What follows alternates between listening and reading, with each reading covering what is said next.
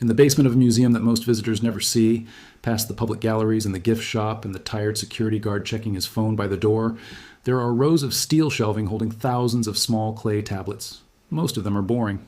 Grain receipts. Tax records.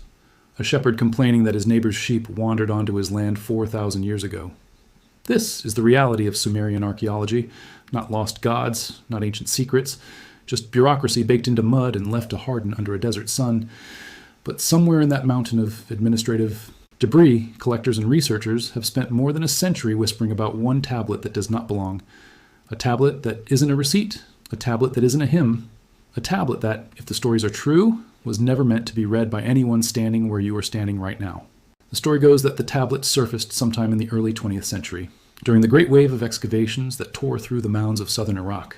Nippur, Uruk, Ur, Lagash, cities that had been swallowed by sand for thousands of years and were being pulled back into the light one basket of rubble at a time. Diggers working for European and American expeditions were paid by the basket, not by the object, which meant thousands of fragments moved through their hands every week, sorted quickly, crated, and shipped without much ceremony. It was, by every account, chaos dressed up as scholarship. And in chaos, things get misplaced, things get miscatalogued, and sometimes, according to the story, things get cataloged correctly by someone who reads them once, understands exactly what they are looking at, and quietly decides the world is not ready. That is the shape of the legend. A tablet, small enough to fit in the palm of a hand, inscribed on both faces in a tight, careful cuneiform hand, the kind of handwriting scholars associate with a scribe who has done this 1,000 times and is not being rushed, not a rough field note, not a student's practice tablet, full of the clumsy wedge marks of someone still learning the syllabary. This was the work of someone who knew exactly what they were writing down, and who wrote it down with the same precision Sumerian scribes used for royal hymns and temple inventories, meaning it was considered important enough to get right. What makes the story worth telling is not the object itself. Clay tablets are common. What makes it worth telling is what it is said to contain, a list. Not of kings, not of cities, not of livestock. A list of names, followed by short descriptive lines, followed by a word that appears again and again throughout the text, translated loosely by generations of storytellers as something like receivers, or those who are fed, or, in the version that circulates most widely today, the harvesters. And above the list, before the names even begin, a line identifying the one who ordered it written, Enlil, Lord of the open air, keeper of the tablets of destiny, the god the Sumerians themselves called the one whose word could not be questioned. To understand why that attribution matters, you have to understand who Enlil actually was to the people who worshipped him, because he was not a background character in their world. He was, for most of Sumerian history, the closest thing their cosmos had to a supreme executive. Above him sat Anu, the Sky Father, distant and largely ceremonial, more a symbol of ultimate authority than an active participant in the affairs of gods or men. It was Enlil who did the governing, Enlil who held the tablets of destiny, the record that determined the fate of every god, every king, every harvest, every city wall. Enlil who could unmake a dynasty with a decree and did so more than once, according to the laments that Sumerian scribes composed when their cities fell to invaders. Enlil who, in the flood narratives that predate the biblical account by well over 1,000 years, grew so frustrated with the noise of humanity, their crying, their crowding, their sheer overwhelming presence on the earth he had made room for, that he decided to erase them entirely and had to be talked down or worked around by other gods who found humanity useful. That detail matters more than it might seem to at first. In the earliest Mesopotamian flood stories, the reason given for wiping out humanity is not wickedness, not sin, not moral failure. It's noise. It's population. It's the sheer inconvenience of having too many humans on the earth, disturbing the rest of a god who wanted quiet. Scholars who study these texts point out how strange this framing is compared to what most people expect from an ancient flood myth. There's no morality play here. There's a landlord annoyed by his tenants. And whether or not you take that framing literally, it tells you something about how the Sumerians themselves understood their relationship to their gods. Humanity was not necessarily loved. Humanity was, at best, tolerated. At worst, a resource, a nuisance, or a tool built for a purpose that had very little to do with human happiness. That is the theological backdrop the legend of this tablet leans on. Because if you take Enlil's documented character seriously, a being who created humanity not out of affection, but out of necessity, who nearly ended humanity when they became inconvenient, who held absolute authority over every fate recorded in the universe, then the idea that he might also be the one who cataloged exactly which beings were entitled to receive what humanity's produced through worship stops, sounding like a wild leap, and starts sounding, at least inside the internal logic of the mythology, uncomfortably consistent. According to the story, the tablet does not describe gods the way temple hymns describe them, glorified, adored, praised in flowery language. It describes them the way an inventory clerk describes assets: cold, functional. Each entry supposedly follows the same structure: a name, a brief phrase describing what the entity is owed, and a notation of where and how it collects. Some entries, the story goes, correspond to gods we already know from the wider Mesopotamian pantheon, deities like Ninhursag, Nana, Utu, reframed not as personalities with desires and stories, but as administrative recipients in a much larger and colder system. Other entries, and this is where the legend gets its real grip on people, correspond to nothing in the known Sumerian canon at all. Names with no temple, no hymn, no myth, no surviving trace anywhere else in the archaeological record, which, if the tablet is genuine, would mean either that entire branches of Mesopotamian religious life have been lost to time, or that this list was never meant to describe the public pantheon in the first place. The version of the story that circulates most persistently claims that several of these unidentified entries are not described as gods who receive offerings gladly, the way Enlil or Inanna are described receiving offerings and surviving hymns, with joy, with feasting, with divine satisfaction. Instead, these entries are described using a verb that Assyriologists translate, when pressed, as something closer to take, or to draw out, or to drink. A verb more commonly used in Sumerian texts to describe drawing water from a well or drawing blood from a wound than to describe a god graciously accepting a sacrifice. The implication, according to the storytellers, who have kept this legend alive across forums, videos, and late-night conversations for the better part of a century now, is that these worship as a gift. They were extracting it. Worship, in this reading, was not devotion offered upward and received warmly. It was a resource, moving along a channel built specifically to carry it from human hands to entities who required it the way a body requires food. If you sit with that idea for a moment, you start to notice how strangely well it fits into practices we already know were real, practices archaeologists have confirmed again and again by digging up temple archives across Mesopotamia. Sumerian religious life was built almost entirely around maintenance.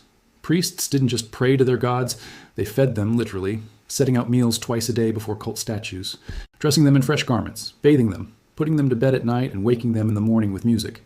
Temples functioned as enormous households, and the gods who lived inside them were treated as residents who needed to be cared for continuously, or the entire arrangement. The harvest, the flooding of the rivers on schedule, the health of the king, the safety of the city would collapse. This wasn't symbolic. Sumerians understood their entire civilization to be a transaction. Humanity provided upkeep. The gods, in exchange, provided order. Break the cycle of offerings, and you weren't being disrespectful. You were pulling a support beam out of the architecture holding reality together. So when the legend of this tablet describes worship as something with a receiving end, something that flows somewhere and is used for something, it isn't inventing an idea foreign to Sumerian thought. It's taking something the Sumerians already believed, that offerings sustain the gods in a very literal sense, and pushing it one uncomfortable step further. What if some of the names on that list were never gods that the wider population knew they were feeding? What if attention itself, not incense, not grain, not the blood of a sacrificed animal, but simple, sustained human attention, the kind generated by fear, by ritual, by crowds gathered together in a shared emotional state, was the actual commodity being harvested, and the offerings were only ever the delivery mechanism? This is, of course, where the legend stops being archaeology and starts being something closer to modern folklore dressed in ancient clothing. And it's worth being honest about that, because the honesty is part of what makes stories like this worth examining rather than dismissing outright. No verified tablet matching this description has ever been published in a peer-reviewed excavation report. No accession number for it exists in any major museum's public catalog. No photograph of it has ever surfaced that Assyriologists have been willing to authenticate. Every version of the story ultimately traces back not to a documented find, but to word of mouth. A researcher who supposedly saw it once in a private collection or a back room, who described it to a colleague, who described it to a writer, who described it to an audience, each retelling adding detail, sharpening the story, filling gaps the way oral traditions have always filled gaps, until what remains is less an artifact and more a fully formed myth about an artifact. But that doesn't make the story meaningless, and it's worth resisting the urge to throw it away just because it likely never happened exactly as described. Stories like this one tend to survive, not because they're well documented, but because they answer something people are already quietly afraid might be true. There is a reason variations of this exact narrative, a hidden list, a hierarchy of unseen entities, a system in which human devotion is extracted rather than received, appear again and again across completely unconnected traditions and completely unconnected eras. Gnostic writings from the early centuries of the Common Era describe archons, lesser cosmic administrators who feed on human suffering and ignorance and who actively work to keep humanity distracted from the truth of its own condition. Certain later esoteric and occult traditions describe what some writers call egregores, thought forms or entities that are created and sustained by collective belief and attention, and which, once strong enough, begin to act with an agenda of their own, independent of any single believer, hungry for the continued attention that keeps them real. 20th century horror fiction, particularly the work of writers building on the tradition established by H.P. Lovecraft, imagines cosmic beings who regard human worship with total indifference at best and active hunger at worst. Yog-Sothoth, Nyarlathotep, and the rest, entities for whom a cult's devotion is simply fuel, and for whom the humans providing it are a fundamentally irrelevant afterthought. And in more recent decades, an entire genre of speculation has grown up around the idea of energy harvesting by unseen intelligences, popularized loosely by ancient astronaut theorists who reinterpreted the Anunnaki, the very family of gods Enlil belonged to in genuine Sumerian religion, as something closer to extraterrestrial administrators who engineered humanity for labor and, in some tellings, for a kind of psychic or emotional resource that keeps them sustained across time. None of these traditions cite each other directly. They emerge from different centuries, different continents, different belief systems, different literary movements. And yet, the shape underneath all of them is strikingly consistent. An unseen hierarchy, a system of extraction disguised as devotion, and a fear that what looks like a relationship of worship might actually be a relationship of consumption, one where humanity has never been entirely sure which side of the transaction it occupies. The tablet, real or not, slots perfectly into that lineage. It gives the fear a physical object, a place, a date, a name, Enlil, attached to a mythology old enough and authoritative enough to feel like it could be telling the truth about something much older than any of the traditions built on top of it. There's another layer to the story worth sitting with, one that circulates in the quieter corners of this particular legend rather than its louder retellings. According to some versions, the tablet doesn't just list who receives worship, it lists what happens to the recipients when the flow of worship stops. Entries near the bottom of the tablet, in the versions that go furthest into detail, supposedly describe consequences. Cities abandoned, temples left in ruin, populations that scattered or vanished entirely, framed not as historical footnotes, but as case studies, examples logged for reference the way a modern report might log the failure of a system under stress. If true, and it is worth restating clearly that this cannot be verified, that detail would reframe the entire tablet. From a passive list into something closer to a maintenance manual, a document meant to be consulted by whoever needed to keep the arrangement between gods and humans functioning without interruption. Which raises the question storytellers have circled for a century without ever quite landing on an answer. Who was that manual written for? Not for humans. Humans didn't get to read it, if the legend is true, sealed away and never displayed, never translated in any official capacity, whispered about instead of published. So who needed to know exactly which entities required exactly how much, and exactly what would happen if the offerings ever stopped? It's tempting, at this point in the story, to reach for the easiest explanation and say the tablet describes a hierarchy of gods keeping other gods accountable. Enlil, in his role as the keeper of the tablets of destiny, simply doing paperwork, tracking which of his subordinates or rivals in the pantheon received what, the same way any bureaucrat tracks a budget. That reading is consistent with what we genuinely know about him from real, verified Sumerian texts, where he is depicted again and again as an administrator of cosmic order, rather than a warm, personal deity. He assigns roles, he assigns fates, he assigns punishment. Nothing in the authentic mythological record shows Enlil as sentimental about humanity, and quite a lot of it shows him treating humanity as a resource to be managed, rather than a population to be cherished. Under that lens, a list cataloging which entities draw sustenance from human devotion, kept not for public consumption, but for administrative accuracy, fits the personality the Sumerians themselves already assigned him without needing to invent anything new about his character at all. But there's a colder reading too, the one that keeps this legend circulating decades after it should have faded into obscurity along with 1,000 other unverifiable tablet stories. In that reading, Enlil isn't the accountant keeping other gods honest. He's the one who designed the system. The list isn't a record of an arrangement he's merely overseeing. It's a record of an arrangement he built, a structure engineered specifically to root human attention, human fear, human devotion, toward a set of recipients who required it to remain present, remain powerful, remain real. Under that reading, the flood narrative that scholars have translated and verified for over a century, the one where Enlil grows tired of humanity's noise and decides to erase them, stops looking like the story of a landlord annoyed by closer to a system administrator considering whether to reboot an experiment that had, for a moment, threatened to outgrow its purpose. Humanity wasn't created to be loved in that reading. Humanity was created to feed something and very nearly got shut down the moment it seemed capable of doing anything else.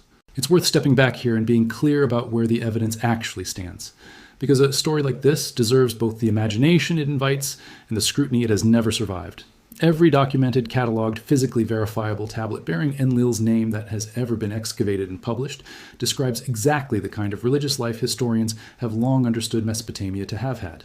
Temple economies, livestock offerings, hymns of praise, records of kingship granted and withdrawn. None of them describe a hierarchy of harvesting entities. None of them use the language attributed to this legendary tablet. No Assyriologist working today at any major university or museum collection has confirmed handling, translating, or even seeing an object matching the description that circulates in this story. Every trail leads back to secondhand accounts, uncredited claims, and retellings that grow more elaborate the further they travel from any original source, which is, historically speaking, exactly how a legend is built rather than how a discovery is documented. And yet the story persists, not because anyone can prove it, but because of what it does when you sit with it. It takes something ancient, something genuinely verified, a civilization that built its entire worldview around the idea that gods required continuous human maintenance to remain functional and present, and it asks the question that civilization itself never quite dared to ask out loud. If the gods needed to be fed to remain real, what exactly happens to something that stops being fed? And if worship was always described in every surviving Sumerian hymn, using the language of nourishment, filling the god, satisfying the god, making the god's heart glad the way food makes a body glad, then how far a leap is it really to imagine that somewhere, in some form, someone kept a record of exactly who was being nourished, and by how much, and what would happen to the world above and below if the offerings ever ran dry? Maybe the tablet exists somewhere still, misfiled in a drawer that hasn't been opened since the object was crated onto a ship a century ago, waiting for someone with the right training and the right patience to finally translate it correctly and settle the question for good. Maybe it never existed at all, and what's actually being passed down generation to generation isn't a document but a feeling, the very old, very human suspicion that the things we devote ourselves to, whether gods or ideologies or crowds or screens, are not always receiving our attention so much as they are consuming it, and that somewhere, if such records were ever kept, our name would appear on a list we never agreed to be part of, next to a number describing exactly how much we've already given. There's a detail that tends to get lost in the shorter retellings of this legend, and it's worth pulling back into the light because it changes the texture of the whole story. Several versions claim the tablet wasn't found in a temple at all, which is where you'd expect something touching on the gods to surface. Temples in Mesopotamia were the record-keeping centers of their world, vast complexes with attached archives where scribes trained for years to keep track of everything from grain shipments to royal genealogies. If a document like this existed as an official religious record, a temple archive is exactly where you'd expect to find it, cataloged alongside hymns and offering lists in the same tidy administrative hand. But the legend places it somewhere else entirely, in a private house in a residential quarter of one of the excavated cities, buried beneath a floor, wrapped, according to some tellings, in cloth that had long since rotted away by the time anyone opened the space that held it. That detail, true or invented, does a lot of quiet work in the story. A document sealed inside a temple is a document meant to be consulted. A document buried under someone's floor is a document meant to be hidden. And the difference between those two placements is the difference between an official record and a confession. Who would bury something like that and why is a question the legend never quite answers, though it doesn't stop people from guessing. One recurring version of the story suggests the tablet was written not by a temple scribe acting on official instruction, but by someone within the priesthood who had access to knowledge not meant for wider circulation and made the decision, for reasons lost entirely to time, to write it down anyway. Scribes in Mesopotamia occupied a strange position in their society, simultaneously servants of the state and the temple and some of the only people in their world with the literacy to actually read what the religious institutions were producing. A scribe who spent decades transcribing hymns, offering lists and administrative correspondence between temples, would have had an unusually intimate view of exactly how the machinery of worship functioned, down to the smallest logistical detail. It isn't hard to imagine, if you allow yourself to sit inside the legend for a moment, that a person in that position might eventually notice a pattern the average worshiper, focused on their own harvest and their own household, would never have reason to see. and having noticed it, might feel the very human urge to write it down somewhere. Not for the temple archive, not for the king, but simply so the knowledge wouldn't disappear entirely with them. If that version is true, then the tablet was never meant to be a religious artifact at all. It was meant to be evidence, not evidence in the modern legal sense, but in the older, more personal sense, a private record kept by someone who believed they had glimpsed something true about the structure of their world and wanted, in the only way available to them, to leave a trace of it behind. That framing changes how you're meant to feel about Enlil's name appearing at the top of the list. In the official reading, Enlil ordered the tablet made, which places the god firmly at the center of the story, the architect, acknowledging his own architecture. In this quieter reading, Enlil's name at the top isn't a signature, it's an attribution, the scribe naming the authority believed to stand behind the system being described, the same way a modern whistleblower might title a document with the name of the organization, the leaked material concerns, without that organization ever having approved a word of it. Whichever version you find more convincing, the emotional core of the legend stays the same, and it's worth naming plainly, because it's the reason this story has outlived 100 other unverified tablet claims that have long since been forgotten. It isn't really a story about ancient gods, it's a story about the uneasy suspicion buried somewhere in most people who have ever devoted themselves seriously to anything. That devotion is never a one-way gift, that somewhere behind every altar, every crowd, every collective act of shared attention, there might be a ledger nobody gets to see, tracking exactly what's owed and exactly what's been taken. Sumerian religion, more openly than almost any tradition that followed it, treated that transaction as literal fact rather than metaphor. Their gods didn't accept devotion symbolically. They ate, they needed to be dressed, bathed, and put to bed.